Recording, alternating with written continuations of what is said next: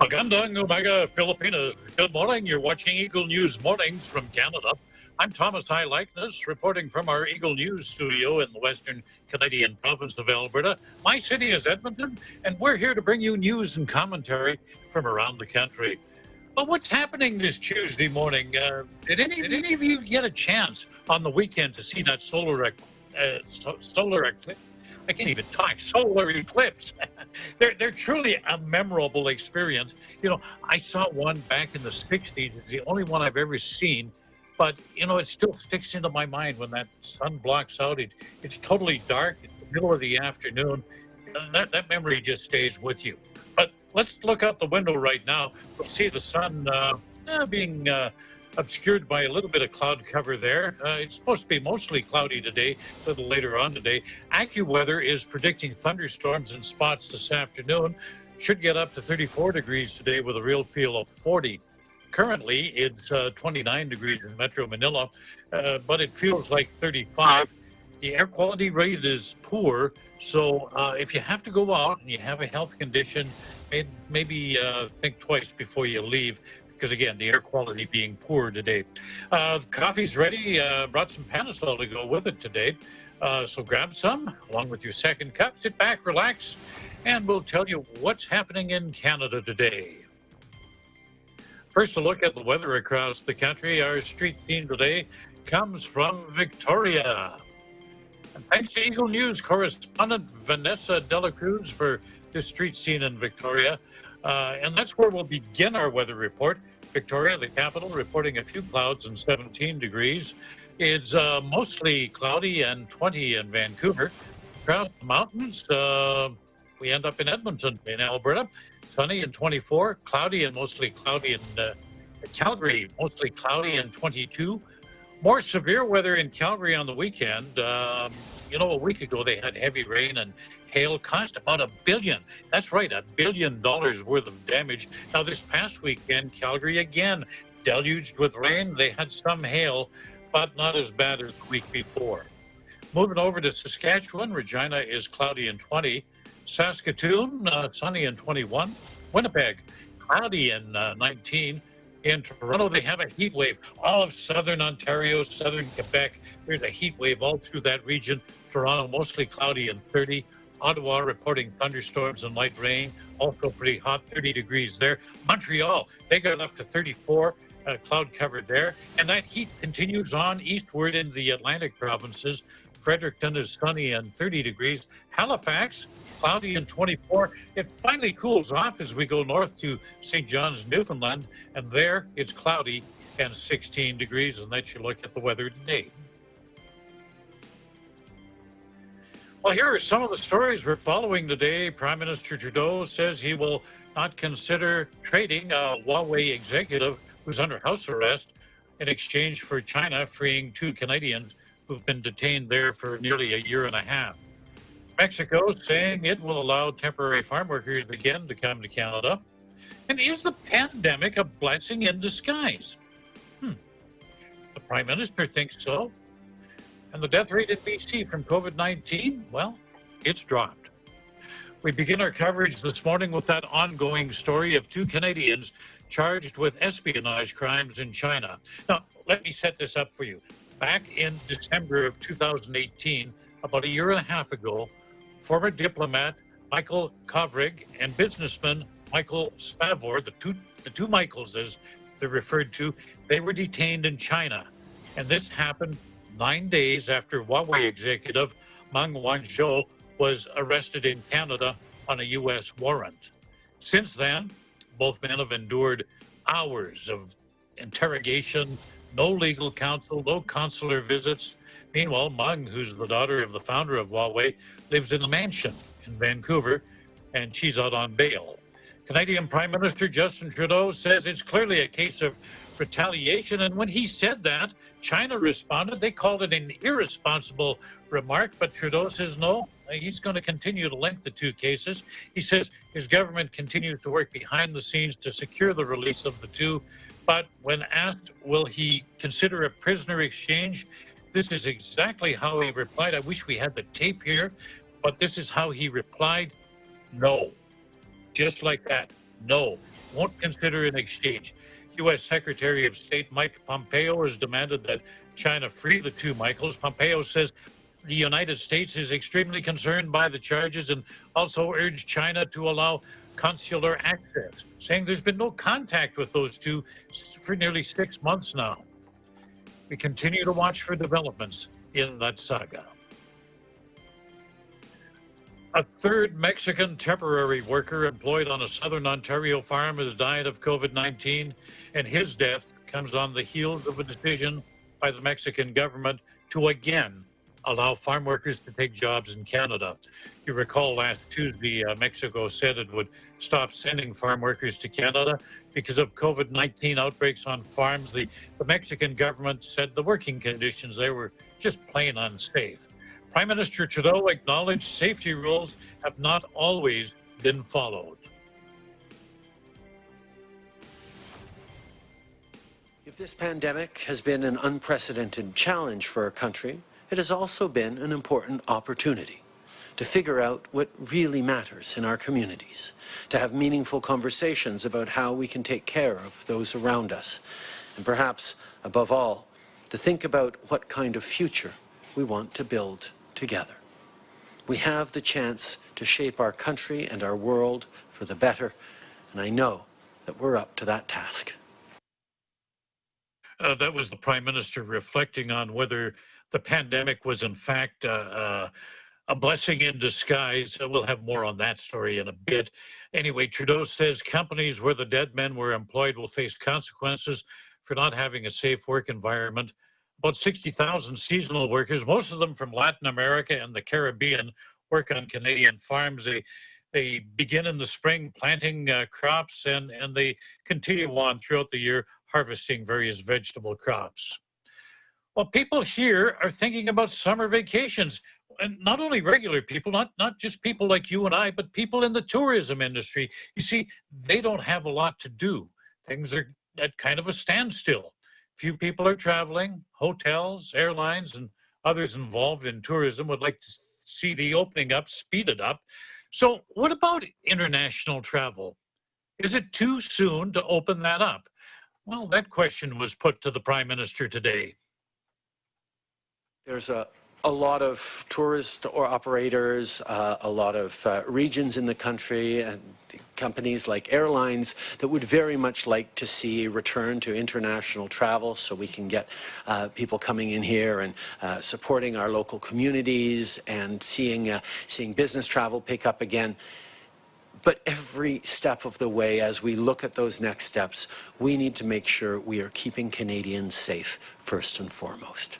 I understand how difficult this is and how frustrating this is for some people, but we know that reopening too quickly or carelessly would lead us to a resurgence that might well force us to go back into lockdown, to shut down the economy once again, and nobody wants that. That's why we have significant supports out for industries, for businesses, large and small, and for Canadians to be able to make it through the coming months. But we are going to be very, very careful about when and how we start reopening international borders. So if international tourism does open up, and I'm talking about even in the Philippines there, if you're allowed to travel, is there any place you would like to go? Now, as you know, non-essential travel between Canada and the United States has been banned. There are some exceptions, and this is one peculiar exception. People traveling to the state of Alaska. The way the geography is, you know, Alaska's way up here and the continental United States down there. They have to go through Canada if they want to get to Alaska by road. But there's one condition for people driving up to Alaska. No stopping at resorts on your way to your Alaskan destination. Well, obviously that message didn't get through to some people, and you know, they're told about that restriction when they cross the border. But on the weekend, 7 Americans, 7 of them received $1,200 fines. Seems they stopped in Banff National Park to, you know, look at the mountains. Hey, there's bears over there, and let's do some hiking. Well, authorities noticed their cars parked in a resort area for several hours.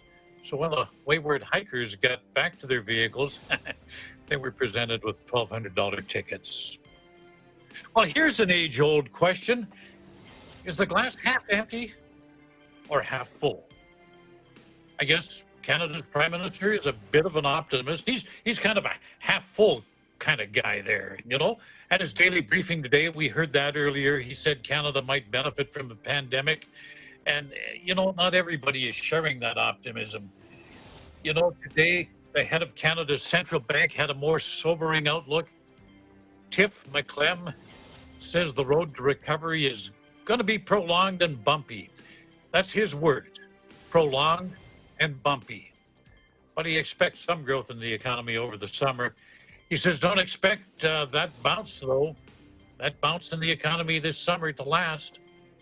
And for those who have been laid off, he has this observation, and these are his words: not everybody's job will come back. In British Columbia, a bit of a victory for public health officials.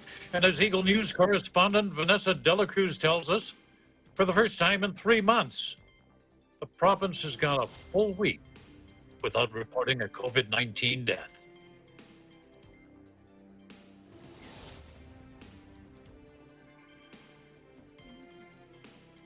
Since mid-March, BC has recorded no new deaths for an entire week. Dr. Bonnie Henry has been instrumental for the response in COVID-19 to this region. How gratified we are, how gratified I am, how gratified everyone is that no one has passed away in the last 24 hours from COVID-19 in BC. In fact, only one person in the last 12 days has passed away, which I think, again, reflects the approach that Dr. Henry has taken, that provincial health, the leadership of provincial health, including and especially Deputy Minister Steve Brown, have taken, which is to say that everybody matters and that we need to be all in this together, from people at the Deputy Minister of Health level to citizens around BC who have made this possible. The total number of deaths in BC is 168. It's important to note that we should still all work together to flatten the curve. As there are still new cases, Dr. Bonnie Henry has noted that it's still important to follow the safety precautions as we slowly ease restrictions. Let's continue to work together, to take care of each other, and each of us do our part. And we need to continue to do it in the spirit that we have for the last few months. Do it in the spirit of kindness and calm, and let's all be safe. In Victoria, BC, Vanessa Delacruz, Eagle News, we live in interesting times. And you know that medical officer of health, Dr. Bonnie Henry, she's a bit of a rock star in BC. And as a matter of fact, there's an independent pizza parlor in Victoria. I can't remember the name of the place, but they actually created a Dr. Bonnie Henry pizza. If I'm ever there, I've got to try one of those. Anyway, still to come, how is Alberta faring with the relaunch of its economy? And it looks like there will be a hub city. Well, let's keep our fingers crossed. There will be a hub city in Canada for the National Hockey League. Good morning. If you're just joining us, it's 7:15. You're watching Eagle News Mornings from Canada.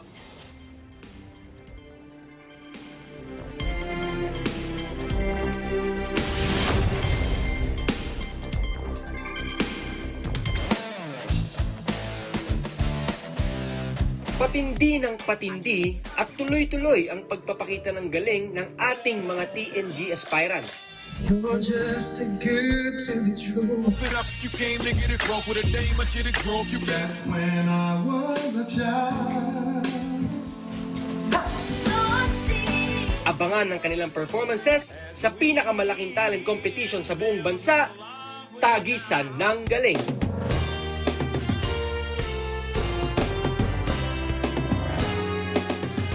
Tagisan ng Galing is presented by SMC Infrastructure, building a better world. Sandig sugar-free white coffee, puno ng white coffee taste without the sugar, kaya lower calories. Try mo na Sandig sugar-free white coffee. Sarap ng white coffee, now sugar-free. Vet-approved Nutri-Chunks, the only premium dog food with active boost for optimum energy and prebiotics that help strengthen immunity. Just like Catherine Bernardo, gawing listo, ganado ang fur babies niyo. Listo ganado sa Nutri-Chunks. Magnolia Chicken Templados. Delicious, ready to cook and freshly marinated daily. Pure Foods Lunch and Meat. Pure sarap for every family. Star Chunky Cheese Corned Beef. Ang cheesy ng corned beef mo. Walang duda. Kids can tell na #1 ang Pure Food Standard Juicy. Ang tender, ang juicy, ang sarap. Co-presented by Cooper, expert in air conditioning and electromechanical. Also engaged in structural, electrical, fire protection, plumbing, and sanitary services. Cooper, your ultimate MEPS and air conditioning solutions. Unlad Incorporated International, fight against global poverty. New San Jose Builders Incorporated. Canrib Corporation, your ventilation and air conditioning specialist. Vita Herbs Philippines Green Coffee. Masarap, mabango, at healthy pa. Puerto Rico Resort and Convention Center, Cabiao, Nueva Ecija. I love Puerto Rico. In participation with Rain or Shine Elastomeric Waterproofing Paint, Matimco, R Square Variables Incorporated, Compizel Enterprises, Saisho International Trading Corporation, DN Steel, EMAC UPB Roof Corporation. Hey, Gretchen Ho here, and I'm a white coffee lover. Creamy kasi, and very yummy. Pero mas masarap kung hindi nakaka-guilty. Check my new discovery, Sandmix Sugar-Free White Coffee. Puno ng white coffee taste without the sugar, kaya lower calories. Try mo na! Sandmix Sugar-Free White Coffee. Sarap ng white coffee, now sugar-free.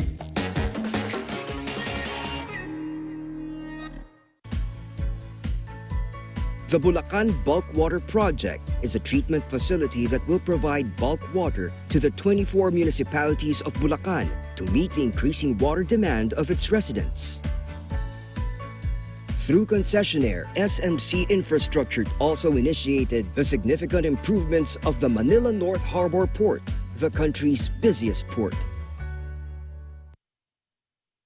Listo at ganado ang baby ko sa vet-approved Nutri-Chunks with active boost and prebiotics na pampalisto. Made with real meat, with essential nutrients to help them grow healthy and happy. Listo, ganado sa Nutri-Chunks. Ikaw lang ang star ng buhay ko. Para sa akin, perfect ka. Ibang klase ang sarap ng corned beef mo. Ang cheesy ng corned beef mo. Pag Star Chunky Cheese Corned Beef, sarap ng corned beef, inangat pa ng real cheese cubes. Kaya perfect ang sarap. Star Chunky Cheese Corned Beef.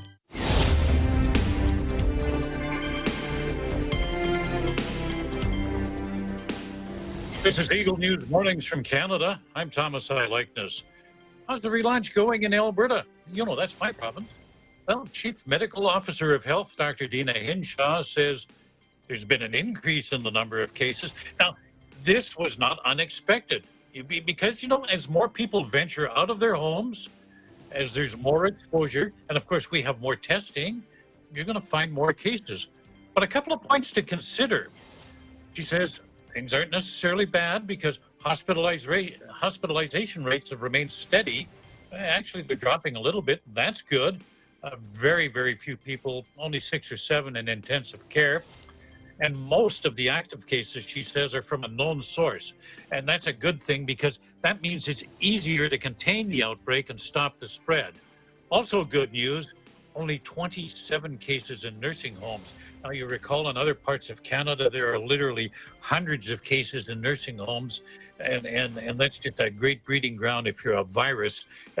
They just spread through there like wildfire. Here we've contained it, and we only have 27 cases province-wide in nursing homes. But how are the new active cases trending? Dr. Hinshaw says the outbreaks have shifted from places like nursing homes to places like workplaces, on the job, community gatherings, such as funerals. For example, 2 recent funerals have led to a combined total of 24 new cases in Alberta, with many more close contacts potentially exposed. The total number of cases will likely rise in the coming days. This shows how easily the infection can spread. Other key areas of risk are social gatherings like birthday parties and work meetings where distancing and masking are not in place. It's important to note that indoor gatherings have a higher risk than outdoor gatherings. The bottom line, though, is that anywhere people are gathered together, not distanced or wearing face masks, COVID-19 can easily pass from one person to the next. The person who was the source of the infection didn't even have any symptoms at the time. You know, let's be clear about one thing. The virus can infect you, but it takes time to, as medical people say, it takes time to incubate and spread, and then you get the symptoms, and by then it's too late because you've been contagious all this time, about a 2-week lead time. So you got to be careful who you're hanging around with, and again, can't stress enough. We keep hearing this message from public health officials: don't share food. You know, no potlucks. You can bring your own food to a community gathering, but don't share it with anybody. Sounds rude, but you know, it's better than recovering from COVID. Now, in my city, restaurants have been reopening, but some of them are closing just as quickly. They've been operating at reduced capacity to accommodate social distancing. And, you know, for a few establishments, as I said, the reopening was short-lived. On the weekend, at least 4 of them had to close down.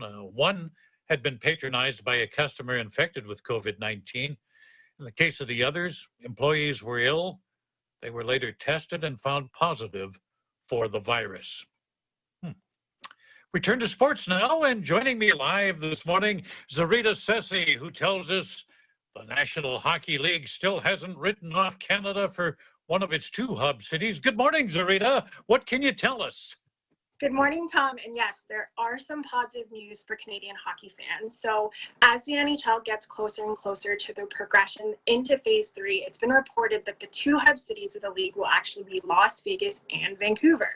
So radio host for TSN 1260 in Edmonton, Tyler Yaremchuk, reported today that the league will be picking Vancouver, British Columbia as its second hub city, while it was reported earlier this month that Las Vegas would be the other. So though the NHL has not officially announced this decision, the report comes as no surprise, as Las Vegas and Vancouver have been the favorites for quite some time now. So when it comes to the possibility of a Canadian city, again, that concern was the 14-day mandatory quarantine. But as we reported in the past, Prime Minister Justin Trudeau has assured NHL that they will be waiving such for the athletes coming into Canada. And in addition, the return to play plans have been reviewed by the BC Health Officer, Dr. Bonnie Henry, who stated that it actually exceeds the requirements that they have put in place. And with the current plan, the league will move into Phase 3 by July 10th and hope to begin their postseason by July 30th. However, since the NHL moved into Phase 2 back on June 8th, there have been already 11 confirmed cases of COVID amongst their players when they did test 200 plus players. And in addition, we also do notice that more and more states and cities are seeing drastic increases in their COVID cases. So how this will actually change the plans of the league, we're going to have to wait and see how the next 3 weeks go. Reporting from Toronto, Canada, Zarita Sessi, Eagle News. We live in interesting times. I can hear them crying now in Edmonton. Say it ain't so. Say it ain't so. The columnists tomorrow in the newspapers, oh, they're going to have a field day. Everybody's going to be crying here. Everyone is just craving for something positive, and sports is usually that for a lot of people. But you don't know Edmonton hockey fans. I mean, this is this is just horrible because Vancouver? I know, right? Even Toronto. Toronto. How are Torontonians feeling about this? I think at this point, Tom, it's just give me hockey, anywhere will do at this point. Okay, now what's happening? Sounds like with baseball is you're out. I know. Baseball, the owners, the league cannot find an agreement with the Players Association. So the most recent counteroffer of the 60-season game was not accepted by the Players Association. So right now they're arguing literally about 10 games in between. 10 games? 10 games. So Players Association wants 70-game season, whereas owners want the 60 games. So at this point, I'd be surprised if there is any baseball at all. Well, they survived 1 year without a season many years ago. Do you think they'll survive again? I think so, and given the current situation with the pandemic, no one will fault them if they don't return, but hopefully things just get a little nicer between the two teams. I understand the Raptors are on the way south to say hi to Mickey Mouse. And, Yep, the team actually left. For those who are in Toronto, they left, I think, this afternoon, and they're going to meet in Florida. So they're the only team that the league is actually allowing to actually have their training camp in Florida, whereas the rest of the the rest of the teams have to stay within their market team. how's the health of the team? Have you heard anything about that? Because I know some of the NFL teams, I believe their players have been infected. What are you hearing about the NBA? As of right now, there have been no new cases. Again, we don't know. Majority of them was earlier in the pause, but so far, actually, players are looking good in that they've slimmed down. They're using this time well. Even Marcus Gasol and Serge Ibaka of the Toronto Raptors, they're looking good. So we might see a repeat for Toronto. When do you think they'll actually be on the court? Have they set a firm date? So they do have a specific timeline. So games will start, I believe, July 30th, but teams are going to start reporting by July 7th. Thank you for joining us this morning, Zarita. As always, very informative, very entertaining. You have a good day. You too, Tom. For great, wholesome, and entertaining programs, the place to turn to is EBC. Programs like Vegas Variety with hosts Manny Valdecanto and Anna Cui. Well, they'll inspire you with stories, tips, tricks, and life hacks. Vegas Variety, helping people to gain perspective in their everyday lives. Check it out on Facebook and check it out on YouTube. Well, that's our program for today. On behalf of our Canadian news team, I wish you all good health. Take care of others. Take care of yourselves. Stay home, stay safe, and stay tuned to Eagle News for accurate coverage of the COVID-19 pandemic and other current affairs. In Edmonton, Canada, Thomas I. Leichner's Eagle News. We live in interesting times, and stay tuned for Agila Balita, hosted by Maricar Velasco. Thank you, Tom. See you tomorrow. We will see you then. Ang mga pangunahing balita sa loob at labas ng bansa. Tinagid at kinalap ng Agila News Team. Agila Balita.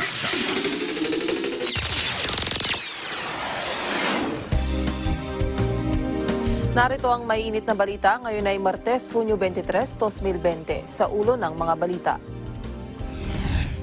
Mga kumpanya ng langis muling nagpatupad ng dagdag presyo sa kanilang produktong petrolyo, epektibo kaninang alas 6 ng umaga. COVID-19 cases sa bansa umaabot na sa 30,682. Bilang naman ng recoveries pumalo na sa 8,143. 7 Chinese nationals ipinadeport ng Bureau of Immigration dahil sa pagkakasangkot sa mga iligal na aktibidad. Sa ating balitang abroad, bilang ng mga nasawi dahil sa coronavirus sa Brazil, lumampas na sa 50,000. Ako ang inyong magiging tagapaghatid balita. Ako po si Maricar Velasco.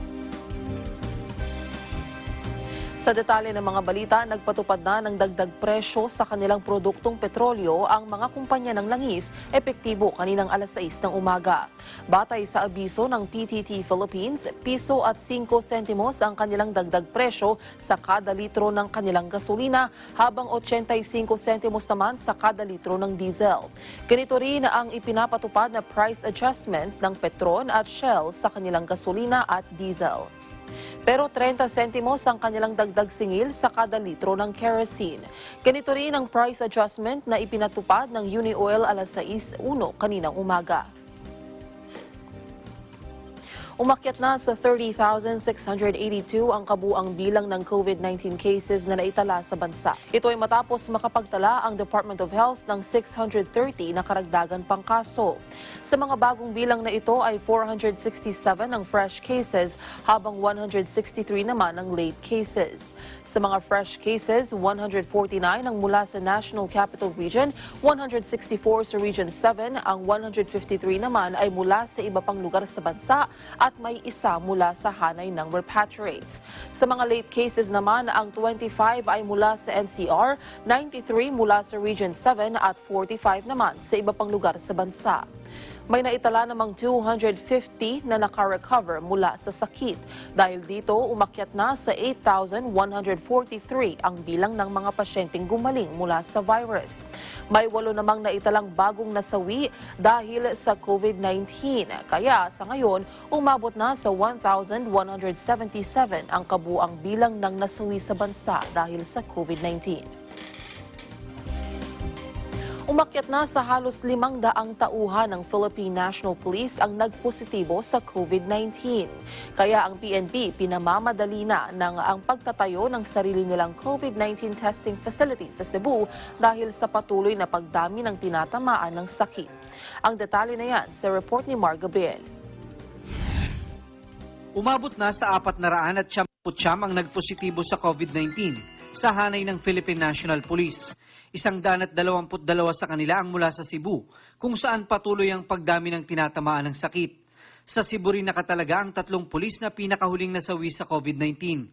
Dahil dito, pinamamadali na ni PNP Chief Police General Archie Gamboa ang pagpapatayo ng sarili nilang RT-PCR o COVID-19 testing facility sa lugar. As a matter of fact, ang dami, there was one time parang almost 10 coming from Cebu na positive.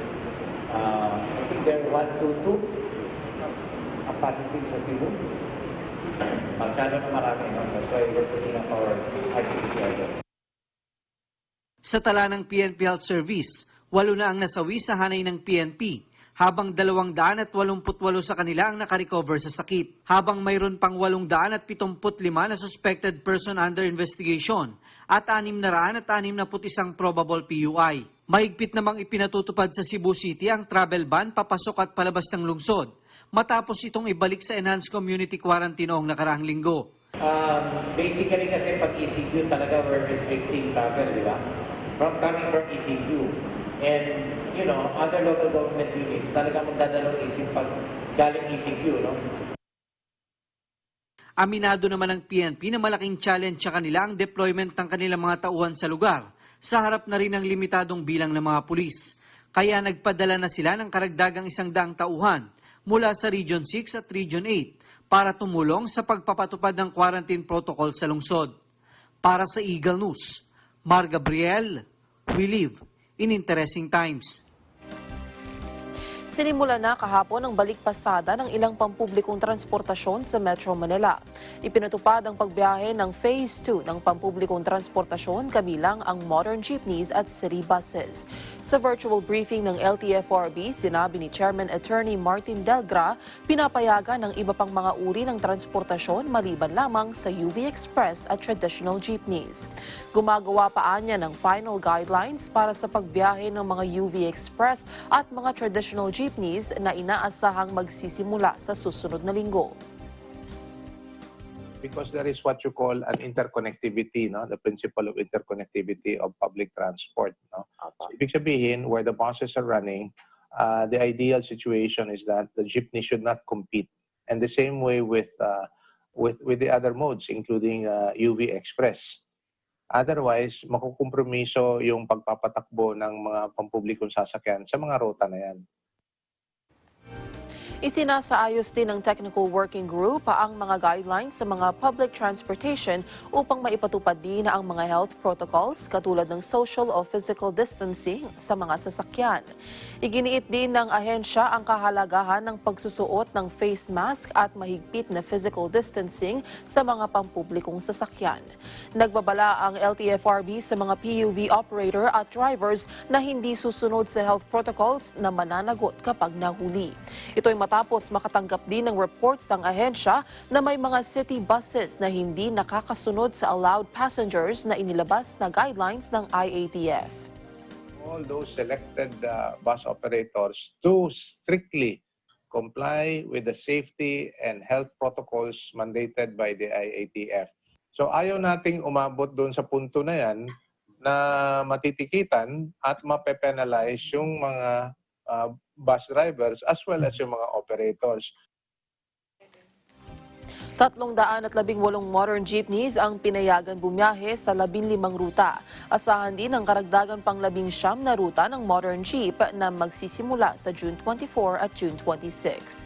Sa tala ng ahensya, aabot sa 4,600 na city buses at 1,500 na pampasaherong jeepneys ang babalik kalsada simula ngayong araw hanggang sa mga susunod na araw.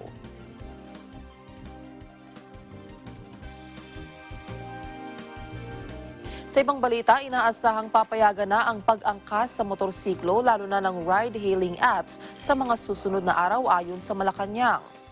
Samantala, ilang ride-hailing app riders umaasa nga aprubahan ng gobyerno ang proposal na pagsusuot nila ng special suit na magsisilbing harang sa pagitan ng pasahero at rider.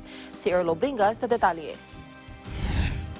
Si Mang Rolando Aduana na isang angkas rider kabilang sa mga naapektuhan mula nang ipatupad ang quarantine restriction sa Metro Manila.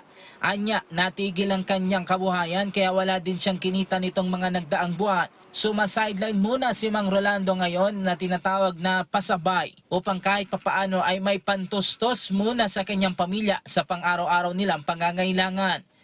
Sa ngayon, lumalabas lang ako sa pamangkin ko, nagdideliver ng bulto-bulto ng ukay. Bago pa mag-pandemic, natatakot na ako kasi yung lumalabas na sakit nga, tigil ako sa angkas. Itong mga bandang gitna, nakakaisang buwan na yung doon bigla naman lumakas yung sa pamangkin ko.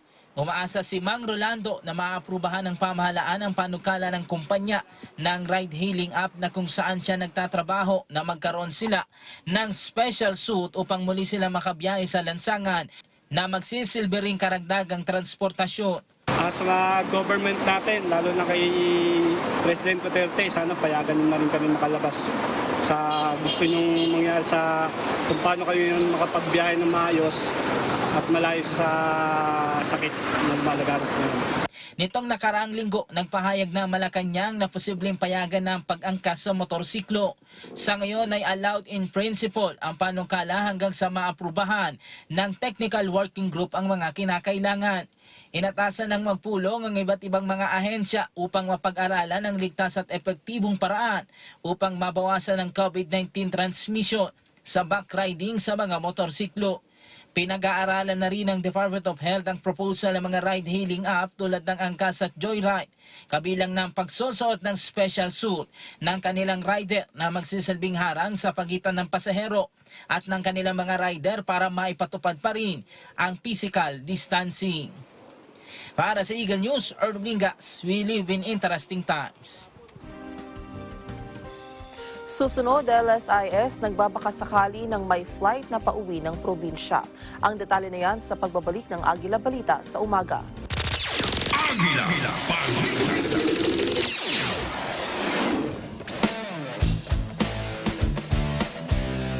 Patindi ng patindi at tuloy-tuloy ang pagpapakita ng galing ng ating mga TNG aspirants. You're just too good to be true. It up, you came to get it wrong with a dame, I should have grown you back when I was a child. Abangan ng kanilang performances sa pinakamalaking talent competition sa buong bansa, Tagisan ng Galing.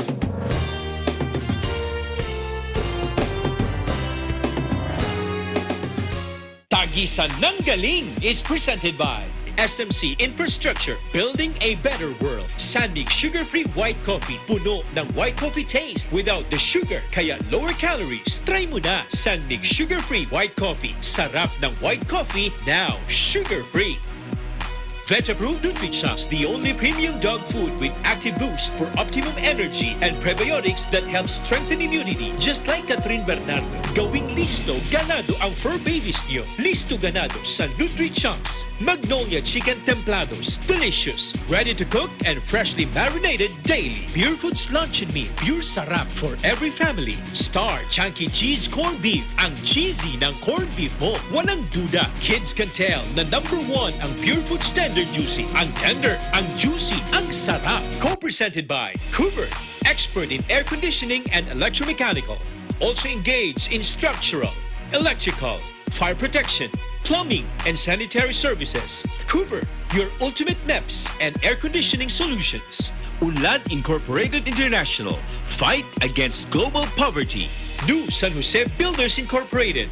Canrib Corporation, your ventilation and air conditioning specialist. Vita Herbs Philippines Green Coffee. Masarap, mabango, at healthy pa. Puerto Rico Resort and Convention Center, Cabiao, Nueva Ecija. I love Puerto Rico. In participation with Rain or Shine Elastomeric Waterproofing Paint, Matimco, R Square Variables Incorporated, Compizel Enterprises, Saisho International Trading Corporation, DN Steel, EMAC UPB Roof Corporation. Hey, Gretchen Ho here, and I'm a white coffee lover. Creamy kasi, and very yummy. Pero mas masarap kung hindi nakaka-guilty. Check my new discovery, Sandwich Sugar-Free White Coffee. Puno ng white coffee taste without the sugar, kaya lower calories. Try mo na! Sandwich Sugar-Free White Coffee. Sarap ng white coffee, now sugar-free.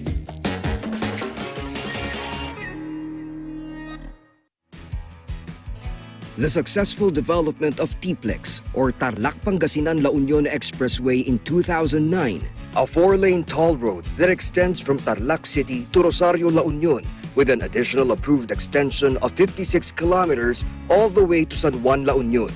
This is expected to reduce travel time to Baguio and other provinces in northern Luzon.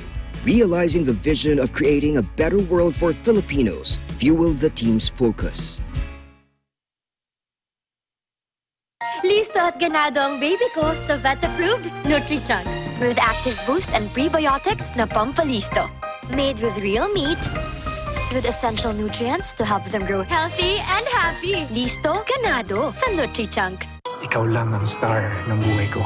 Para sa akin, perfect ka. Ang cheesy ng corned beef mo. Pag Star Chunky Cheese Corned Beef, sarap ng corned beef, inangat pa ng real cheese cubes. Star Chunky Cheese Corned Beef. Agila,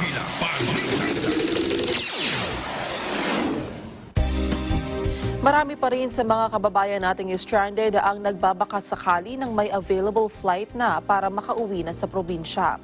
Kaya naman nagtitiis silang manatili sa mga gilid ng kalsada malapit sa paliparan. Ang ilan sa mga ito pansamantalang pinatuloy sa pasilidad ng Philippine Army pero puno na ito at hindi na maka-accommodate ng locally stranded individuals. Si Mayan Corvera sa detalye. 2 araw nang natutulog sa gilid ng kalsada sa labas ng gymnasium ng Philippine Army sa Taguig si Aling Virginia. Nagtungo raw siya roon sa pag-asang matutulungan siyang mapabilis ang pag-uwi sa kanyang lalawigan sa Davao. July 19 pa ang kanyang tiket pa-uwi ng lalawigan pero nais niya nang makauwi dahil namatay ang kanyang ina. Kasi namasukan lang ako dito sa Manila ng katulong.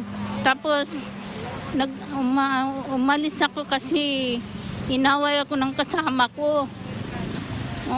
Tapos yun, umalis doon ako sa kaibigan ko. Nagtira sa Bulacan. Tapos yun, nagtawag ang anak ko na namatay na ang nanay ko. Pauwi na ako niya. Sabi, hindi pa daw ako makaano kasi hindi pa daw ako makapasok. Kasi marami pa daw tao dyan. Marami pang mga ano daw ba. May sakit pa daw ng iba. Sabi ko, hindi, kung may mag-alis, sasabay na lang sana ako. Hindi siya magpayag. Inabutan naman ng lockdown dito sa Metro Manila si Samperna. Mag-a-apply sana itong domestic helper pa Saudi Arabia pero natagalan ang pagpoproseso ng kanyang mga dokumento. Sana po matulungan po kami nila dito para makauwi na po kami. Kasi nag-aalala na yung mga pamilya namin ba. Ilan lamang sila sa mga locally stranded individuals na nag-aabang sa labas ng Army Headquarters. Nagbabaka sakali silang may pansamantalang matutuluyan sa loob habang naghihintay ng kanilang flight. Sa Army Gym kasi dinila ang daan-daang mga LSI na stranded na una nang nag-abang sa ilalim ng NAIA Elevated Expressway. Pero ilan sa kanila umaming walang tiket pero tumanggi ng humarap sa kamera. Ayon kay Army spokesman Lieutenant Colonel Demi Agila, tinutulungan naman nila ang mga LSI para makauwi sa kanilang mga lalawigan sa Mindanao. Pero prioridad nila sa ngayon ang mga LSI na may hawak ng tiket at ilang beses nang na-cancel ang kanilang flights mula pa noong Marso nang magpatupad ng lockdown dulot ng COVID pandemic. We are processing mga LSI na dumadating. Ang first priority po natin ay yung may mga tickets, especially those who are canceled flights. No? Yan ang ating tinutulungan para yung makauwi na sila. No? Ang priority natin talaga is matulungan natin makauwi mga kababayan natin. Itong Philippine Army Gym, this is an assistance na ginagawa ng Philippine Army as a transit point para makauwi na sila. So as much as possible within 48 hours upon their arrival here, makauwi na sila. So our first priority are those who have already tickets na either na-cancel since March and up to now. Okay? Hindi naman raw maaaring papasukin agad sa gymnasium ang iba pang LSI na nagkampo sa labas ng kanilang headquarters dahil puno na ang gymnasium at baka hindi na masunod ang health protocols gaya ng physical distancing. Umaapila si Agila sa mga LSI na walang hawak na tiket na makipag-ugnayan sa mga ahensya ng gobyerno gaya ng DILG. Ito'y para maiproseso ang kanilang pag-uwi sa ilalim ng Balik Probinsya program. Ang layon kasi anya ng kanilang programa ay mabigyan ng pansamantalang matutuluyan ang mga LSI habang naghihintay ng kanilang mga flight schedules. Sa ngayon anya umaabot na sa mahigit 300 mga LSI ang napauwi sa kanilang mga lalawigan sa Mindanao. Ang gusto natin mangyari is yung may mga tickets na na-cancel earlier, yun ang makaalis na kagad. Those who have tickets na wala pa, let's say July pa or end of June, we advise you to please stay home muna, follow our quarantine procedures, stay home, stay safe. Kunin nyo yung mga necessary documents to travel para when the date comes na tatravel ka na, you will have the medical certificate that you will need to go home. No?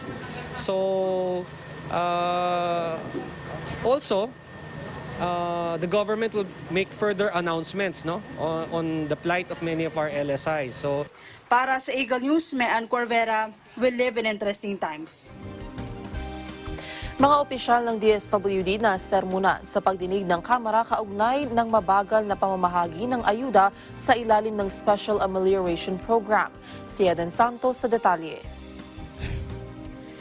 Nasabo ng liderato ng Kamara ang mga opisyal ng Department of Social Welfare and Development sa pagdinig ng House Committee on Good Government and Public Accountability at Committee on Public Accounts na pinamumunuan ni na Congressman Jose Antonio C. Alvarado at Mike Defensor ay sinabi ni House Speaker Alan Peter Cayetano na March 21 ay inaprubahan ng Bayanihan Wihilas 1 Act para sa pondo ng SAP, subalit katapusan ng Mayo nang maipamahagi ito ng DSWD.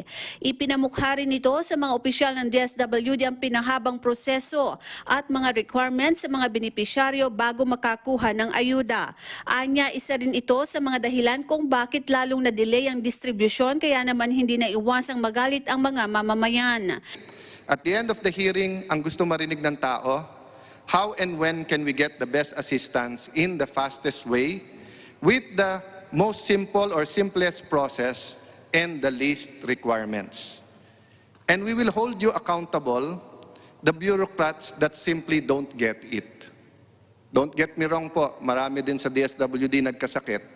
Marami po na may kasama sa pamilya na vulnerable, hindi muna sila nagkita para lang makapunta sa field. In any organization, walang perpekto. Pero meron din pong bureaucrats na nakasakit sa proseso at dapat i-hold to accountable. Kinwestiyon din sa investigasyon ng mabagal na pamamahagi ng relief goods bukod pa sa may bukbok at may amoy na ang bigas. Lumitaw din sa pagdinig na ang ayuda para sa SAP at Assistance to Individuals in Crisis Situation o AICS ay pinagpantay ng DSWD sa ilang rehiyon. Katwiran ni DSWD Regional Director Lucia Almeida na nagkaroon ng pagbabago sa kanilang pulisiya. Hindi naman dumalo sa investigasyon si DSWD Secretary Rolando Bautista. Ang investigasyon ng Kamara ay tututok sa isyu ng mabagal na pagpapatupad ng SAP, nabubulok na bigas na isinama sa relief packs, pangungotong na kinasasangkutan ng ilang opisyal ng DSWD at LGUs at isyu ng transparency kung saan napunta ang pondo ng SAP at kung paano pinili ang beneficiaries nito. Para sa Eagle News, Eden Santos, we live in interesting times.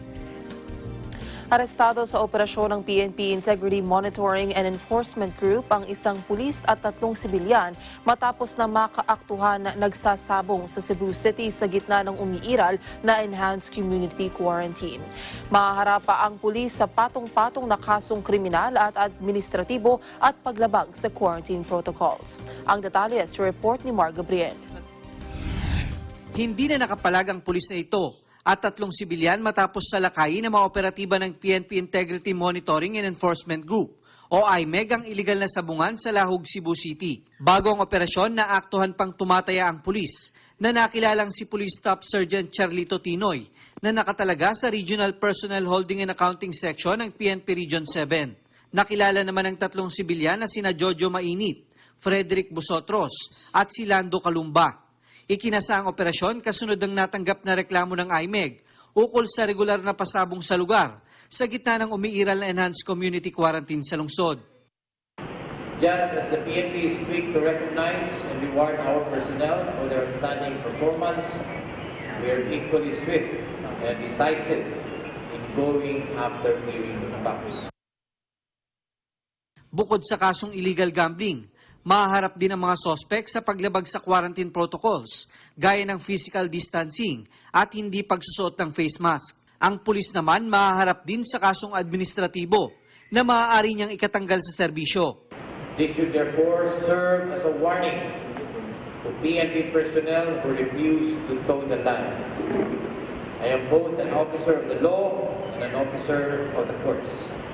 Rest assured that I will file cases against you and hold you accountable for your criminal acts. Sa mga nais magsumbong ukol sa mga katiwalian ng ilang pulis, maaaring mag-text o tumawag sa hotlines ng PNP IMEG. Para sa Eagle News, Mar Gabriel, we live in interesting times. Samantala, mahigit sa 3 milyong pisong halaga ng high-grade marijuana ang nasabat ng Bureau of Customs. May report si Madeline Villar Moratillo. Aabot sa mahigit 3 milyong pisong halaga ng kush marijuana ang nasabat ng Bureau of Customs mula sa isang parcel na ipinadala sa pamamagitan ng Central Mail Exchange Center. Ayon sa BOC, ang mga nasabing parcel ay mula sa California, USA at idineklara bilang tsokolate, green at black tea at shirts. Pero matapos na isailalim sa physical examination ng mga examiner ng BOC na iya ang package, 4 na pakete pala ng kush marijuana ang laman nito. Hindi naman tinukoy ng customs ang pagkakakilanlan ng padadalhan ng package pero ito ay taga Marikina City umano.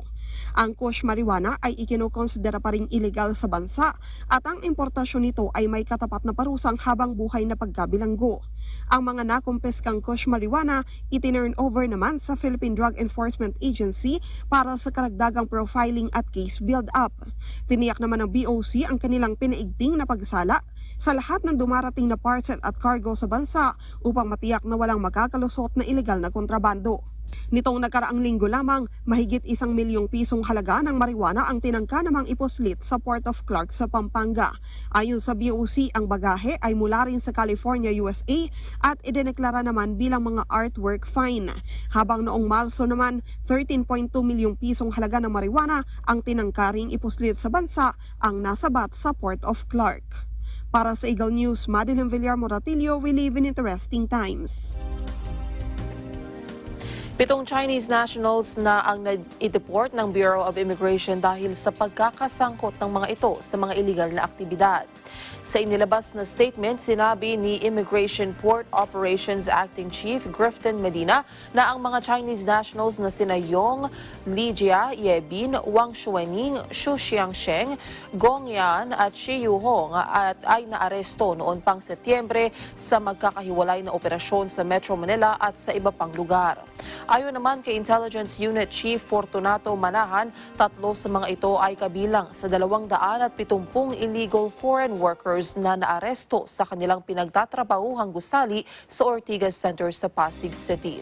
Ang mga ito ay sangkot umano sa online investment scam na ang mga biktima ay kapwa nila Chinese nationals. Ang isa pa sa pitong na i-deport ay kabilang naman sa 304 na illegal foreign workers na naaresto sa Puerto Princesa City, Palawan dahil naman sa illegal online gaming operations. Ang natitirang 3 ay nadakip naman sa Masinloc, Zambales dahil naman sa pagkakasangkot nila sa black sand mining. Sinabi pa ni Medina na wanted din sa China dahil sa economic crime sina Yong, Li, Ye at Wang. Isang sundalo ang patay, 9 na iba pa ang nasugatan sa panibagong sagupaan ng militar at Abu Sayyaf Group sa Sulu. May report si Eli Dumabok. Eli? Yes, nakasagupa nga ng mga tauhan ng 32nd Infantry Battalion ng Philippine Army sa pangunguna ni Lieutenant Ralph de Mesa ang di pa matukoy na bilang ng teroristang Abu Sayyaf sa may sitio Tubig Bukayon, Barangay Pansol, Patikol, probinsya ng Sulu kahapon ng hapon.